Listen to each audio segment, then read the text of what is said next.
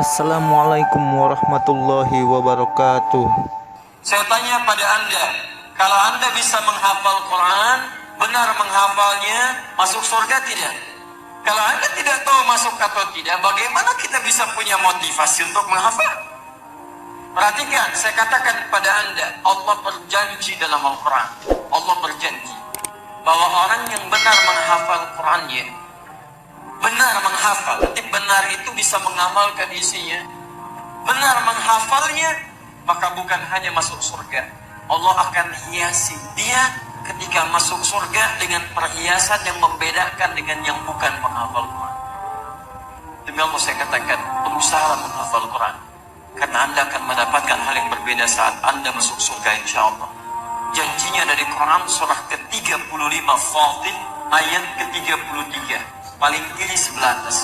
Jannatu 'adnin yadkhulunaha. Awas, ada golongan para penghafal Quran yang masuk ke dalam surga Aden. Yang paling indah di dalamnya, awas, lihat baik-baik. Di dalamnya yuhallawna fiha min asawir. Mereka akan dihiasi dengan perhiasan-perhiasan yang sangat indah di dalamnya. Nanti tafsirnya ada di At-Tirmidzi nomor hadis 2915. Ketika seorang penghafal akan diminta naik ke surga, Masya Allah, maka nanti ada firman yang mengatakan, Waqra waqar.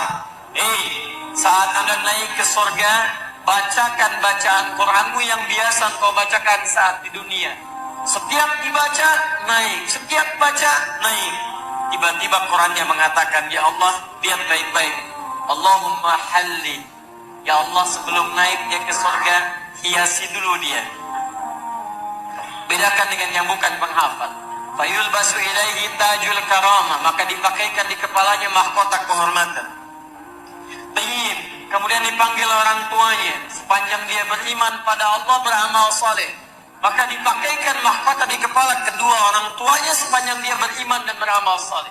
Dipakaikan oleh anaknya langsung.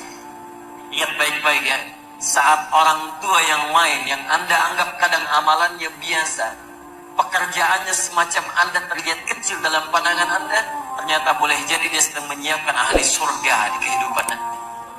Ketika dipakaikan di kepalanya, Qurannya mengatakan lagi, Allahumma zidhu. Ya Allah, tolong tambahkan pada penghafal Quran, bedakan dengan fasilitator.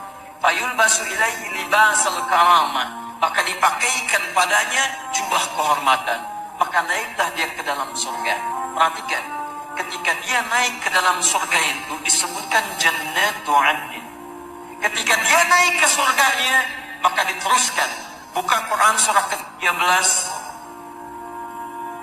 ayat 23 sampai 24. Dari mana Ustaz tahunya bisa membawa kedua orang tuanya? Bukan hanya orang tua, pasangannya dibawa. Jadi kalau suami penghafal Quran, istrinya beramal soleh, istrinya diajak oleh suaminya.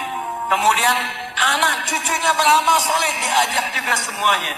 Lihat kalimatnya, Quran surah 13 ayat 23. Kalimatnya sama awalnya. Jannatu 'adnin yadkhulunaha wa man salaha min abaihim wa azwajihim wa dzurriyyatihim. Ada ayat ini? Masya Allah. Jadi kesimpulannya, menghafal Quran masuk surga tidak? Sepanjang dia mendekat pada Allah Subhanahu wa ta'ala, mengamalkan isi Qurannya, menghafal dengan benar. Bukan hanya masuk, dia dapat perhiasan dan dikunjungi oleh malaikat di setiap pintu surga. Sampaikan ayat ke-24-nya. Wal malaikatu yadkhuluna min kulli babin, dan malaikat masuk ke setiap pintu surga menyambut mereka. Bahkan mengatakan pada mereka, Salamun alaikum bima sabartum. Selamat karena Anda sabar saat menjalani usaha di muka bumi. Sabar. Fani'ma uqbaddar. Maka senikmat-nikmat tempat terbaik, inilah tempatnya. Silahkan masuk. Baik.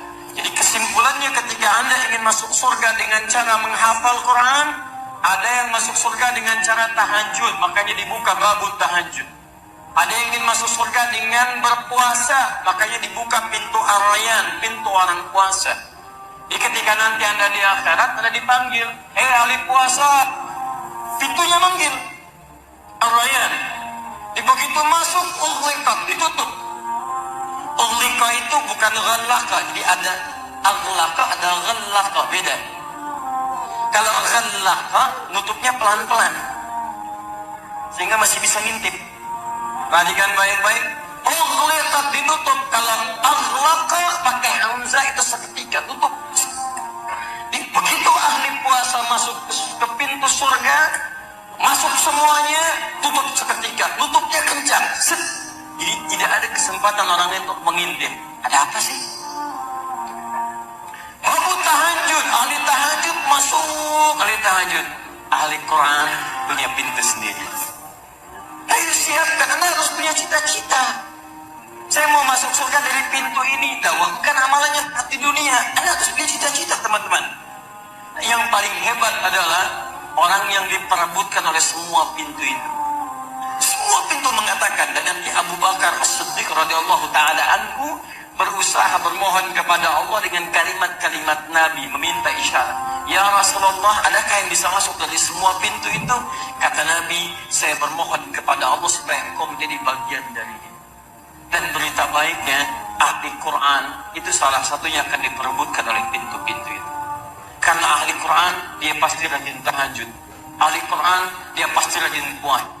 Ahli Quran yang benar, dia pasti rajin sedekah. Anda belum jadi ahli Quran yang terbaik, kalau belum bisa mewujudkan pintu-pintu yang dimaksudkan tadi. Mustahil ada ahli Quran meninggalkan tahajud, mustahil. Mustahil ada ahli Quran tidak senang dengan puasa sunnah. Mustahil ada ahli Quran tidak senang dengan sedekah. Ketika berkumpul Quran dalam jiwa Anda, disitulah puncak kebaikan akan tersemai dalam jasad Anda.